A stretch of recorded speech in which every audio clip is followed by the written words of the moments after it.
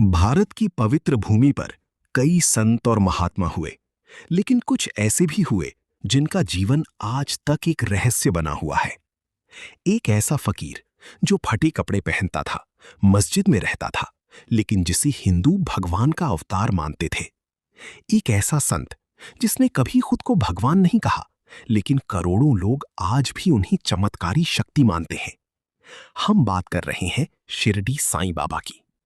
आज की इस विशेष वीडियो में हम जानेंगे साईं बाबा के जीवन से जुड़े 10 ऐसे प्रामाणिक तथ्य जो इतिहास, लोक कथाओं और भक्तों के अनुभवों पर आधारित हैं। वीडियो को अंत तक जरूर देखिए, क्योंकि आखिरी तथ्य साईं बाबा की मृत्यु के बाद होने वाले रहस्यमयी अनुभवों से जुड़ा है। फैक्ट 1। शिरडी साईं बाबा के जन्म को लेकर आज तक कोई स्पष्ट प्रमाण मौजूद नहीं है। इतिहासकारों के अनुसार उनका जन्म लगभग 1838 के आसपास माना जाता है, लेकिन जन्म स्थान को लेकर अलग-अलग मत हैं। कुछ लोग कहते हैं कि उनका जन्म महाराष्ट्र में हुआ था, जबकि कुछ विद्वान उन्हें दक्षिण भारत के तेलंगाना क्षेत्र से जोड़ते हैं। सबसे आश्चर्यजनक बात यह है कि खुद साईं बाबा ने कभी अपने माता-पिता, जाति या धर्म के बारे में खुलकर कुछ नहीं बताया। जब भी कोई उनसे उनकी पहचान पूछता, तो वे अक्सर कहते, सबका मालिक एक, यानी इंसान का असली धर्म मानवता है। यही कारण है कि आज भी उनका जीवन रहस्य और आध्यात्मिकता का अनोखा मिश्रण माना जाता है। फैक्ट 2। कहा जाता है कि लगभग 16 वर्ष की आयु में साईं बाबा पहली बार शिरडी पहुंचे थे। उस समय शिरडी एक छोटा सा गांव था। गांव वालों ने देखा कि एक युवा फकीर नीम के पेड़ के नीचे घंटों ध्यान में बैठा रहता है। गर्मी हो, बारिश हो या ठंड, वो युवक बिना किसी चिंता के ध्यान करता रहता था। लोगों को लगा कि ये कोई साधारण इंसान नहीं है। बाद में जिस स्थान पर बाबा ध्यान करते थे, उसे गुरु स्थान कहा जाने लगा। आज भी वहां हजारों भक्त दर्शन करने जाते हैं। फैक्ट 3। कई कथाओं के अनुसार साईं बाबा ने कम उम्र में ही कठिन साधना शुरू कर दी थी। वे जंगलों और एकांत स्थानों में ध्यान करते थे। कहा जाता है कि उन्होंने लंबी समय तक मौन व्रत भी रखा। उनकी आंखों में हमेशा एक अजीब सी शांति दिखाई देती थी। गांव वालों के अनुसार बाबा कई कई दिनों तक बिना भोजन के रह लेती थी। उनकी यही तपस्या आगे चलकर उन्हें आध्यात्मिक शक्ति का प्रतीक बनाती है। फैक्ट 4। शिरडी साईं बाबा का सबसे बड़ा संदेश था, धर्म अलग हो सकते हैं, लेकिन ईश्वर एक ही है। वे कभी अल्लाह मालिक कहते थे, तो कभी रामायण और भगवत गीता की बातें करते थे। वे मस्जिद में रहते थे, लेकिन वहां तुलसी का पौधा भी लगाया गया था। वे हिंदू त्योहार भी मनाते थे और मुस्लिम भक्तों को भी उतना ही सम्मान देते थे।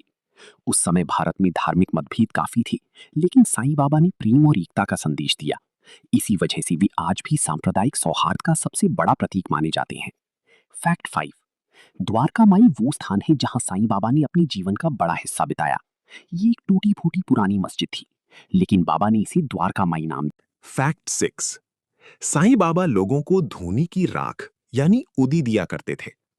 कई भक्तों का दावा था कि उदी लगाने से बीमारियां ठीक हो जाती थीं। एक कहानी के अनुसार एक व्यक्ति गंभीर बीमारी से परेशान था।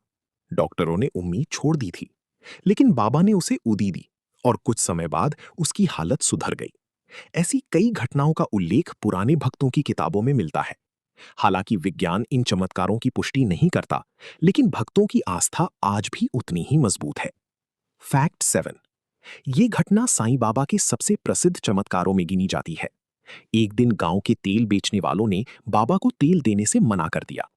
वे सोचते थे कि बाबा मुफ्त में तेल मांगते हैं। तब बाबा शांत रहे। उन्होंने दीपकों में पानी डाला और कहा जाता है कि वे दीपक पूरी रात जलते रहे।